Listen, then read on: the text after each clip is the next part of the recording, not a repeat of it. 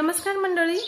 सध्या न्यूजवरती सोशल मीडियावरती एक शाळकरी जी मुलगी आहे, मराठी शाळेतली मुलगी आहे, 3-4 वर्षाची असेल, तिचा व्हिडिओ खूप व्हायरल होतोय. का की एक जी शिक्षक असते तिला अभ्यासाच्या वेळेस तिला समजून दणकावून सांगत असेल, तर तेव्हा तिचं जे अभ्यासाचं तिला केला नसेल किंवा आलं नसेल काही, तर त्या क्षणी तिला अटॅक आलाय.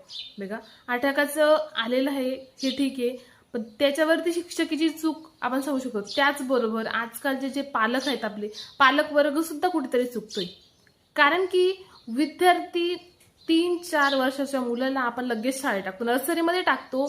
मी त्या क्षेत्रात काम करून चुकले म्हणून मला अनुभवावरून सांगते मी तुम्हाला.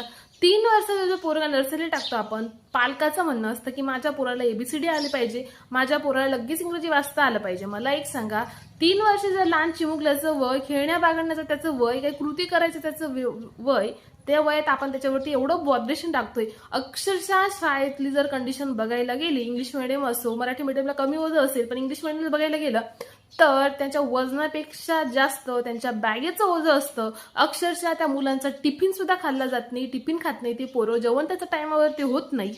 तर अशा वेळेस मुलांच्या प्रकृतीकडे आपण लक्ष देत नाही, आणि जेव्हा असं काही घडलं तेव्हा आपण दोष देतो पालकांना, शाळेला, विद्यार्थ्यांना. पालक इव्हन एवढंच पॅरेंट्स मीटिंग असल्यावर पालक सांगतात की माझ्या पोराकडे तुम्ही लक्ष देत नाही, तो घरी अभ्यासच करत नाही, तो हुशारच नाही, तो मागेच राहून गेला, आम्ही एवढे पैसे भरले, तो पोराला येत का नाही.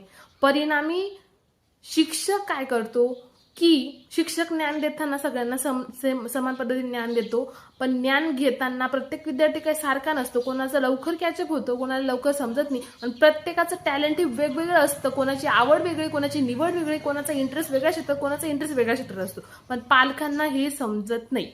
पालक पॅरेंट्स मीटिंगमध्ये सांगतं की माझ्या मुलाला हे जत नाही, शिक्षकांना ते बॉर्डेशन टाकतात. शिक्षक पालकांच्या वारंवार तक्रारी यायला नको म्हणून शिक्षक त्या विद्यार्थ्यांना प्रेमाने सांगतात, समजून सांगतात, काही थोडंफार दणकारून सांगतात. पण घरी मानसिक त्रास, शाळेतला त्रास, त्या एवढ्याशा मुलाचा जीवाचा कोणीही विचार करत नाही. जरी आपण आजकाल तुम्हाला जर वाटत असेल सर्व काही फास्ट व्हायला पाहिजे, त्या वेळाने तुम्ही स्वतःचा विचार करा. आपण 5-5, 6-6 वर्षाची होऊन जायचो तेव्हा पहिलीला जायचो, तेव्हा शाळेत जायचो, आपल्याला तेव्हा काही यायचं, तर आपण काही शिकलो नाही का? तसं नाही आहे.